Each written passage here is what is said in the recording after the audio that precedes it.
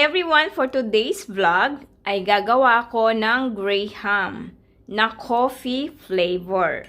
Okay, so meron tayo ditong graham biscuit, a cold whipping cream or nestle cream. Nilagay ko lang siya sa fridge at saka malamig na kondensada. At meron din tayo ditong 1 tablespoon of what we call that? Coffee, instant coffee, instant coffee, and we have here hot water, 2 tablespoons of hot water, and ito yung gagamitin ko ni square, kasi alam nyo ba guys, maganda kasi siya, pero kasi square na. So, ayan, meron din akong ibang, gagamit din kayo ng mga Pyrex, okay lang din, yung glass, but I'm using this plastic. Okay, so paano natin umpisahan? Samahan ninyo ako at tapusin natin ang video ito.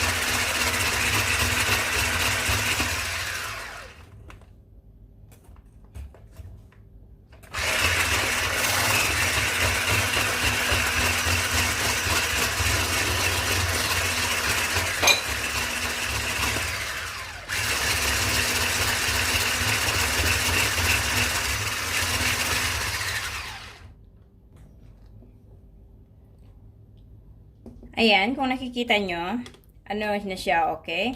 So, I think okay na to. Ilagay na natin ang ating coffee.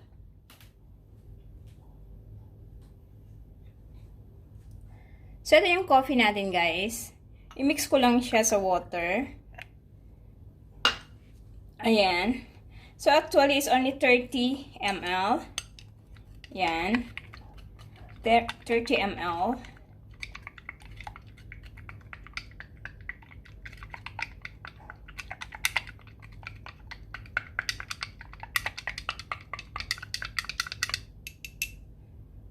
Okay.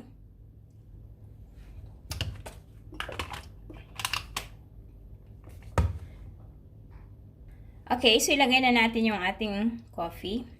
Ayan.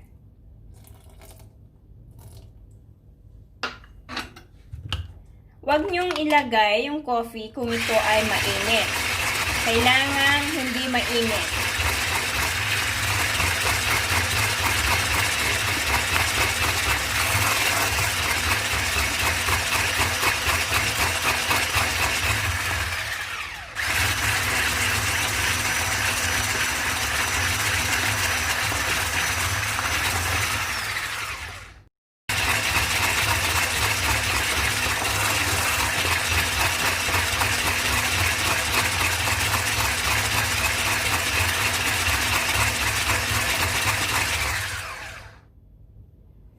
Okay, so eto na yung ating cream So, kung gusto nyo pang mas malapot, i-ano nyo lang siya. Pero for me, I think this is enough.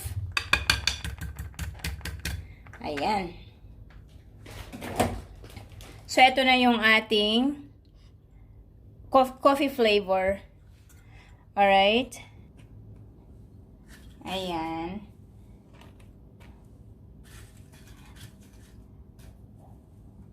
Ginawa ko kasi to kasi meron din akong unang ginawa, yung first na mango float. Okay, so meron kasi akong leftover na cream and leftover na biscuit. Ito nga po, yung leftover natin. So ito na yung ginagawa ko. Huwag kayong magtataka kung bakit kulang ako ng biscuit on top. Kasi ito is yung leftover na lang natin na ginawan ko ng coffee flavor. On the first video, yan yung nagawa ng dalawang pakete ng Graham. At ito is yung leftover na lang niya. So, di ba maraming magagawa ng dalawang pakete ng Graham biscuit. So, eto na ang ano natin. Ayan. So, ang next ulit is yung ating cream. Damihan ko ng cream sa ibabaw. Yan. Kasi nasayang eh. O yan. Lagay ko na lang lahat. Kasi para hindi na masayang yung ating cream.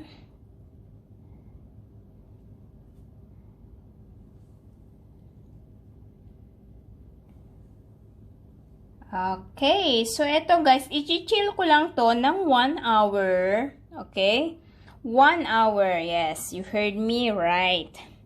I-chill ko lang to ng 1 hour bago ko ilagay yung ating cocoa powder. A good cocoa powder. Or kahit anong cocoa powder na meron kayong available. Hindi na importante yung expensive na cocoa powder.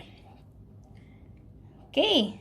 So, ayan, pantayin lang. So, eksakto lang pala. Hindi siya nabitin sa ano, guys? Sa, tawag doon?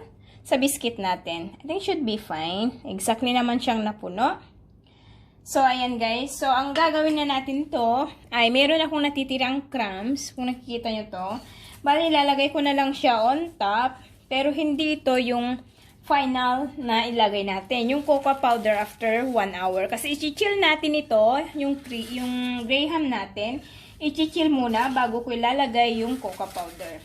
So, since meron tayong crumbs dito, ilalagay ko na lang siya on top. Ayan.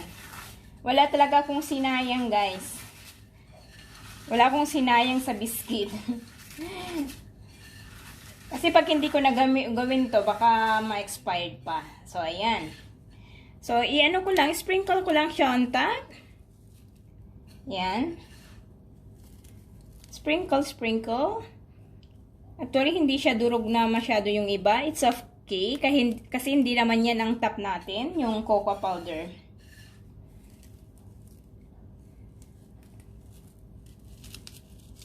Ayan.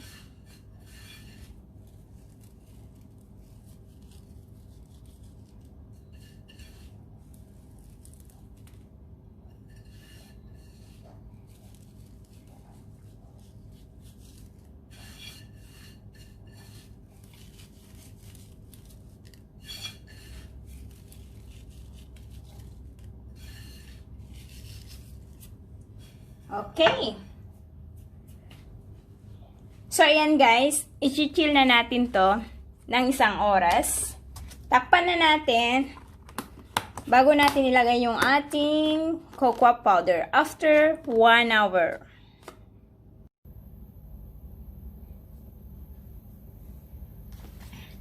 So, after ng 1 hour sa fridge, chiller lang guys.